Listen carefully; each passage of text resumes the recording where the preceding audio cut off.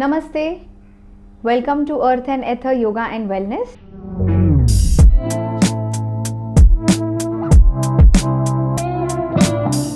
आज हम देखेंगे 3 आसनास जो हमें हिप की फ्लेक्सिबिलिटी इंप्रूव करने में हेल्प करेंगे। हिप की फ्लेक्सिबिलिटी और स्ट्रेंथ बढ़ाने से हमारे घुटनों पर और हमारे बैक पर प्रेशर कम आता है और हम इजीली डेली मूवमेंट्स कर पाते हैं। तो आइए देखते हैं ये 3 आसनास। फर्स्ट आसना है मंडूकासन। तो आइए देखते हैं ये कैसे करना है। कैट पोज में से हमें नीज को वाइड करना है।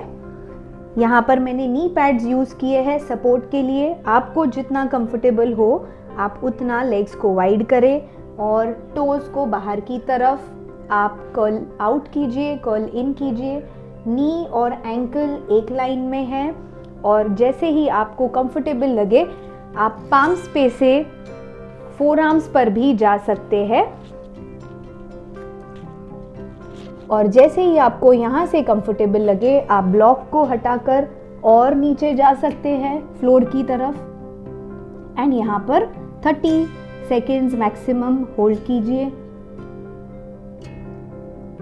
यहाँ पर कॉमन मिस्टेक ऐसी हो सकती है कि हम स्पाइन को एकदम लूज छोड़ेंगे, वो नहीं करना है। हमें थोड़ा सा एब्डोमिनल टक इन मेंटेन करना है and then slowly come back from the position और यहाँ से बाहर आने के लिए एक पैर अंदर और दूसरा पैर अंदर लेकर फिर हम वज्रासन में आ जाए। हम इसी आसन को साइड एंगल से भी देख लेते हैं। सो आपको कैट पोज में से नीज वाइड रखने हैं। मैंने यहाँ पर नी पैड यूज़ किया है नीज के नीचे सपोर्ट के लिए एंड देन आप नीचे जाइए। यहाँ पर स्पाइन को ज़्यादा आर्च नहीं करना है, थोड़ा सा टक इन मेंटेन करना है, फोर आर्म्स का सपोर्ट लेना है एंड यहाँ पर होल्ड करना है again 20 to 30 seconds and gently बाहर आना है और रिलैक्स करना है। आइए देखते हैं सेकंड आसन जो हमारे आउटर थाइज और ग्लूट्स पे काम करता है। ग्लूट्स स्ट्रेच करने से हमारी लोअर बैक की एक्स पेन्स बहुत हद तक कम हो जाती है और घुटनों पर नीज पर प्रेशर कम जाता है। तो आइए देखते हैं ये कैसे करना है। आपके दोनों लेग आगे, राइट एंकल को आपको आपके लेफ्ट नी पर रखना है ऊपर और लेफ्ट एंकल को राइट नी के नीचे। दोनों भी एंकल्स हमारे फ्लेक्स्ड है अंदर की तरफ। आपको इस पोजीशन में बैठने ना हो या घुटनों पर कोई डिस्कम्फर्ट हो, आपका पैर ऐसे नहीं दिख रहा हो, शायद ऐसे हो, तो आप ब्लॉक का सपोर्ट ले सकते हैं और आप सिर्फ ऐसे बैठिए स्पाइन ऊपर रखकर। और जिनका नी नीचे इजीली टच होता हो वो आगे फॉरवर्ड बेंड के लिए जा सकते हैं। जितना कंफर्टेबल हो धीरे धीरे आप हेड को नीचे लेके जा सकते हैं। अगेन 20-30 सेकेंड्स होल्ड करना है। 1 2 3। वापस आते टाइम इनहेल करके एक्सहेल कीजिए। जो पैर ऊपर है उस हिप पर आपको ज़्यादा सेंसेशन स्ट्रेच का फील हो सकता है। इसी तरह हम लेफ्ट लेग भी करेंगे।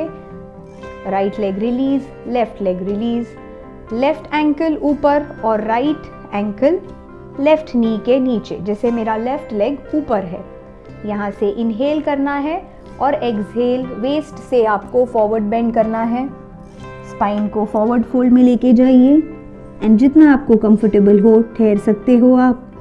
ब्रीद 1 2 3।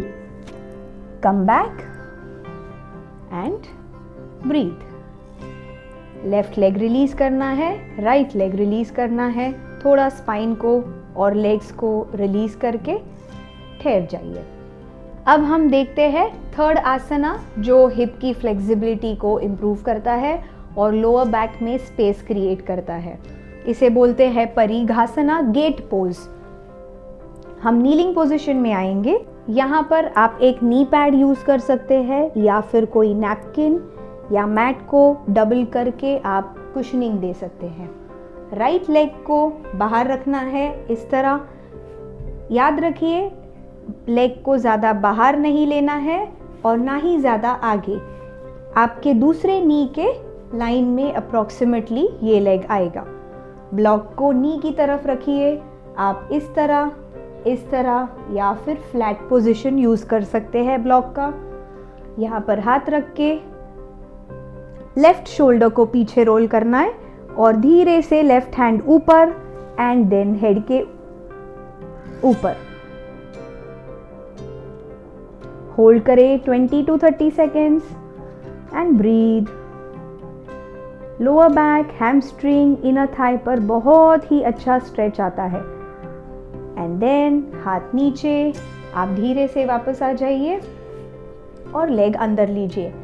इसी तरह हम लेफ्ट साइड पर भी स्ट्रेच करेंगे, परिघासन।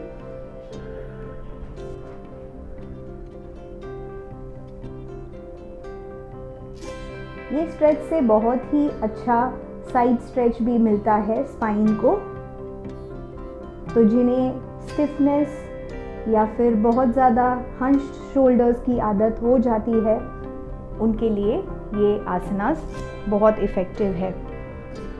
सो इसी तरह ये 3 आसनास हमें हिप की फ्लेक्सिबिलिटी इम्प्रूव करने में और स्पाइन की लेंथनिंग क्रिएट करने में हेल्प कर सकती है।